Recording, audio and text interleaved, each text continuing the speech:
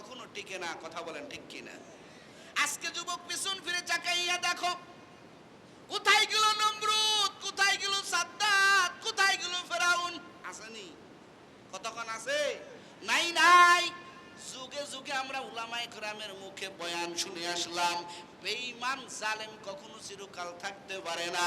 আজও আমরা দেখলাম যারা বাংলার জমিনে জুলুম করলো, তারা অন্যায় করলো, সন্ত্রাসী করলো, মানুষের টাকা অন্যায় ভাবে চাঁদাবাজি করে লুট করে যারা হরণ করলো, মাইক নিয়ে বড় বড় মুসল্লির কথা বললো, কিন্তু দেখলাম ছাত্রদের আন্দোলনে তাদেরও কোনো খবর নাই। কথা কন ঠিক কিনা?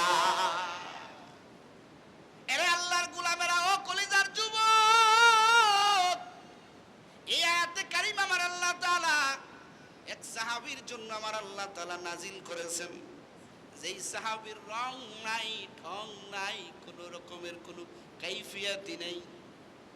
আমার মায়ার নবী 40টা বছর নবী মক্কা নগরীতে সোনার জীবন যাপন করেছেন, কোন শত্রু নবীর নাই। কারণ আমার নবীকে এখনো নবুয়তি দেওয়া হয় নাই। মক্কার বেঈমানেরা পর্যন্ত বলে আব্দুল্লাহর বেটা মুহাম্মদ একজন দামি মানুষ, আল আমিন, তার মতো সৎ মানুষ আর হয় না। জোরে কন্না সুবহানাল্লাহ। লম্বা কথা, আমার নবী নবুয়ত পাইলেন, আমার নবীর দ্বীনের কথা মানুষের কাছে গিয়া বললেন। আল্লাহ বললেন, ও আনজির আশিরাতাকাল আকরাবিন, ও পয়গম্বর এবার আপনি মানুষের কাছে গিয়া দাওয়াতের কাজ শুরু করেন। আমার নবী দাওয়াতের কাজ শুরু করলেন। মক্কার বেঈমানের আমার নবীর আর পছন্দ করে না, আমার নবীরে ঘৃণা করতে শুরু করলো। এক পর্যায়ে আমার নবী মক্কা নগরীতে থাকতে বললেন না। আমার মায়ার নবী 12টা বছর আমার পয়গম্বর ওই মক্কা নগরীর মধ্যে কোনো বর্ণনায় পাওয়া যায় 13টা বছর আমার পয়গম্বর দাওয়াতের কাজ চালাইলেন মক্কা নগরীতে 13টা বছর। এরপরে আমার নবী হিজরত করলেন, নবী আর মক্কায় থাকতে পারলেন না। কিন্তু নবী আমার জন্মভূমি ছাড়ে কিন্তু মনে বড় মায়া, জন্মভূমির আলাদা মায়া।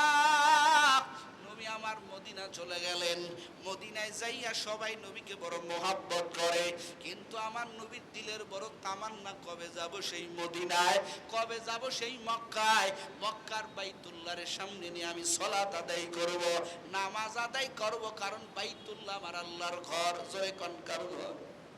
এ কথা বলেন কার ঘর? ও কলিজার যুবক, আমার নবীর হৃদয় জুড়ে বাইতুল্লাহর মোহাব্বত। আজকে তুমি কেমন নবীর আশিক, কেমন নবীর বড় পাগল। আজকে ওই ফিলিস্তিনে আমার সে আমাদের সেই গর্ব, বাইতুল মাকদিসে আক্রমণ করা হয়, তোমার হৃদয় থেকে রক্তক্ষরণ হয় না, তোমার থেকে কোনো প্রতিবাদ হয় না, তুমি মুসলমান নামের বড় বাটপার। কথা বলেন ঠিক কিনা? সেই বাইতুল মাকদিসে আমার নবী ইমামতি করেছেন, কাদেরকে মুসল্লি বানাইয়া? বলে 16 লক্ষ নবীরে মুসল্লি বানাইয়া। সূরা আল্লাহু আকবার। এখনো সময় আছে, কাঁধে কাঁধ মিলান, বসে থাকার সময় নাই। কখন যেন উলামায়ে কেরামের ডাকে কাফনের কাপড় মাথায় বেঁধে রাজপথে জীবন বাজি রেখে কালেমার পতাকা উড্ডীন করার জন্য রাস্তায় নামতে হয়। কথা বলেন ঠিক কিনা? সেদিন দূরে নয়, সেদিন খুবই নিকটে আমাদের প্রস্তুতি গ্রহণ করতে হবে। কথা বলেন ঠিক কিনা? সেদিন বেশি দূরে না। কোথায় আছেন? কোন জমিনে আছেন?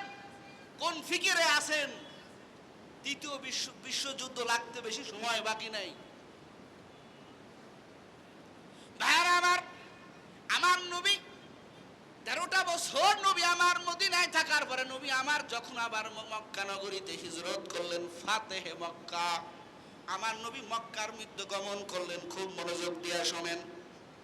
আমার নবী 10,000 বাহিনী নিয়ে অস্ত্র শস্ত্রে সুসজ্জিত, নবী আমার 10,000 কাফেলা নিয়ে, 10,000 বাহিনীর কাফেলা নিয়ে নবী আমার বীরের বেশে মক্কার মধ্যে ঢুকলেন। হেরেমের মধ্যে ঢুকার আগে আমার পয়গম্বর, আমার নবী কয়, আমার নবীর ডান পাশে আবু বকর, বাম পাশে ওমর, পিছনে 10,000 বাহিনী।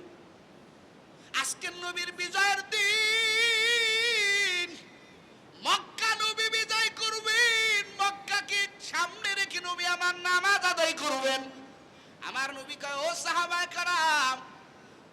কিছুদিন পর আবার সেই বাইতুল্লাহর সামনে পাইলাম।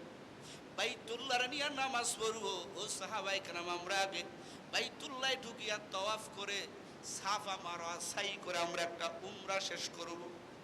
এরপর আমরা হলক হয়ে যাব, মাথা মুন্ডায় ফেলবো।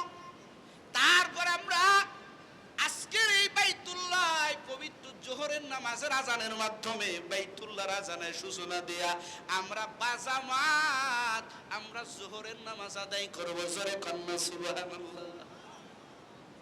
মক্কাতে নবী হেরেমের মধ্যে ঢুকছে, দুজন লোক মাথায় ঘুমটা দেয়া বাহির হইতেছে। নবী কয়, ও সাহাবায়ে কেরাম, দেখতো দুজন লোক চলে যায়, কারা? আবু বকর, দেখো তো কারা? আবু বকর আগায় গেলেন, উমর আগায় গেলেন। যাইয়া দেখি দুজন লোক মাথাটা কোন রকম ঢাকিয়া, মুখ বোঝা যায় না কারা। দুজন লোক চলে যাইতেছে, বলে দাঁড়াও, তোমরা কারা? বলে তোমরা কেন চলে যাও? বলে আর মক্কায় থাকার পরিবেশ নাই। বলে তোমরা কারা? মুখের থেকে কাপড়টা সরাও। এ গুরুদাসপুরের মুসলমান, যখন মুখের থেকে কাপড়টা সরাইছেন, তাকাইয়া দেখেন এই দুইজন আর কেউ না, নবীর চাচা। একজন হলো আবু সুফিয়ান, আর একজন হলেন আব্বাস। একটু জোরে কোন আল্লাহু আকবার। নবীর চাচা। নবী আমার বললেন, দুজনকে নিয়ে আসো। দুজনকে আনার পর আমার মায়ার নবী বলে, ও চাচা যান, আপনার ভাতিজা মুহাম্মদ, আপনারা আমাকে রাখিয়া কই চলে যাইতেছেন? দুই চাচা বলতেছেন, মুহাম্মদ আর মক্কায় থাকা হবে না, কারণ এই মক্কা আমরা পরিচালনা করতেছিলাম, যেখানে মুহাম্মদের আগমন হয়ে গেছে ওইখানে আমাদের ক্ষমতা, আমাদের অস্তিত্ব থাকবে না। এই জন্য নিজেদের জানটাকে হেফাজত করে আমরা পলায়ন করতেছি। একটু জোরে কোন বাবা আল্লাহু আকবার। সাহাবায়ে কেরাম কুশবুশ করতেছে। সেই আবু সুফিয়ানের নেতৃত্বে, আব্বাসের নেতৃত্বে কত সাহাবীর তাজা লাশ পড়ে গেছে, কত সাহাবীর গার্জিয়ানের লাশ পড়ে গেছে। এবার আমার নবী কয়, চাচা আপনাদের জানের জিম্মাদারি, আপনাদের হেফাজতের জিম্মাদারি আমি নিব। বলেন একটু আল্লাহু আকবার। ও চাচা যান, আমার দুইটা হাতকে দেখেন না রে চাচা।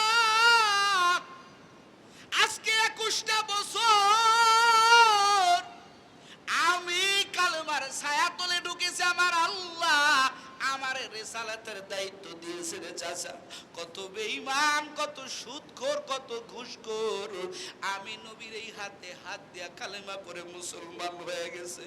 ও চাচা, আমি হাত দুইটা বাড়ায়া দিলাম, আপনারা আমার হাতে হাত দিয়া কালেমা পড়ে মুসলমান হয়ে যা।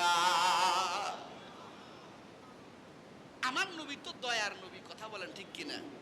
আমার নবী তো মায়ার নবী। চাচারা বলতেছে, আল্লাহ কি আমাদেরকে মাফ করবে? বলে হ্যাঁ, আপনি যদি কালেমা পড়েন আল্লাহ আপনাকে মাফ করবে। এবার দুই চাচা কান্না করে আর বলে, ভাতিজা রে, বুঝলাম আল্লাহ না হয় আমাদেরকে মাফ করলো, কিন্তু রে ভাতিজা, মুহাম্মদ তোরে কত বড়তে বড়তে বড়তে তোরে কত কষ্ট দিয়েছি রে ভাতিজা। আল্লাহ, ও ভাতিজা, তুই কি আমাকে মাফ করবি? এবার আমার নবী কয়, চাচা আপনি আমারে চিনেন না। ওরে আমারে কেউ থাপ্পড় মারলে আমি তার হাত দুইটা ধরে বলি, ও ভাই তোমার হাতে কি ব্যথা লেগেছে? আমার আল্লাহ আমার নবীর উত্তম চরিত্র দিয়া দুনিয়াতে পাঠাইছেন। ও চাচা, আপনি যদি কালেমা পড়ে মুসলমান হয়ে যান, আমি আপনারে কথা দিলাম, আমার মনে কোনো দুঃখ জমা রাখবো না, আমিও আপনাদেরকে মাফ করে দিব। এমন এতিম নবী আমার, পিতা মাতা নাই যে তাহার। এমন এতিম নবী আমার, পিতা মাতা নাই যে তাহার। খুদার জ্বালায় মাঝে মাঝে পড়ে যেতেন জমিনে, নবী বিনে কে তড়াবে বেন ফুল সিরাত মিজানে। চলো চলো চলো মুমিন চলো নবীর সন্ধানে, নবী বিনে কে দাঁড়াবেন ফুল সিরাত মিজানে।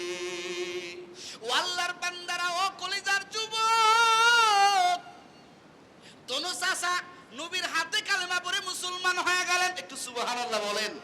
আমার নবী বাইতুল্লাহর মধ্যে ঢুকলেন। নবী আমার বাইতুল্লাহর তওয়াফ করিয়া, ওয়াজিবুত তওয়াফের 2 রাকাত নামাজ আদায় করিয়া, আমার নবী সাফা মারওয়ায় সাই করিয়া, আমার নবী উমরা কমপ্লিট করার পরে হলো খাওয়ার পরে আমার নবী কয় চাচারে এই বাইতুল্লাহ খুলে দেন, বাইতুল্লাহর ঘরটা খুলে দেন, আমি নবীর বড় তামান্না ঘরের মধ্যে ঢুকবো। একটু জোরে কান বাবা, আল্লাহু আকবার। আমার নবী বাইতুল্লাহ খুলিয়া বাইতুল্লাহর মধ্যে ঢুকছে নবী। ও কলেজার যুবক, নবী আমার বাইতুল্লাহর মধ্যে ঢুকে দেখে এই বাইতুল্লাহ যেটা আমার আল্লাহর ঘর, সর্বপ্রথম আমার আল্লাহ যে ঘর বানাইছেন, ইন্না আউওয়ালা বাইতু উযিয়া লিন-নাসি লিল্লাযী বিবাক্কাতা মুবারাকাতাও ওয়া হুদাল লিল আলামিন। আমার আল্লাহ জমিন বানাইয়া সর্বপ্রথম ঘর বানাইলেন বাইতুল্লাহ। এই বাইতুল্লাহর মধ্যে নবী আমার ঢুকিয়া, আমার নবী তাকাইয়া দেখে বাইতুল্লাহর ভিতরে 360টা মূর্তি। একটু জোরে কর নাউজুবিল্লাহ। কয় মূর্তি? কথা কান, কয় মূর্তি? 307টা মূর্তি। আমার নবী ওই লাত নামক সবচাইতে বড় মূর্তিটা আমার নবী একটা আয়াতে কারিমা পড়ে আমার নবী একটা বাড়ি দিয়ে ভাঙ্গে ফেললেন। একটু জোরে কান্না, আল্লাহু আকবার। জাআল হক ওয়া যাকাল বাতিল ইন্নাল বাতিলা কানা যাহুকা। জোরে কান্না, আল্লাহু আকবার। যেখানে বাতিল আছে ওখানে হক আছে, হক যখন ঢুকবে বাতিল তখন পালাইবে। কথা বলেন ঠিক কিনা?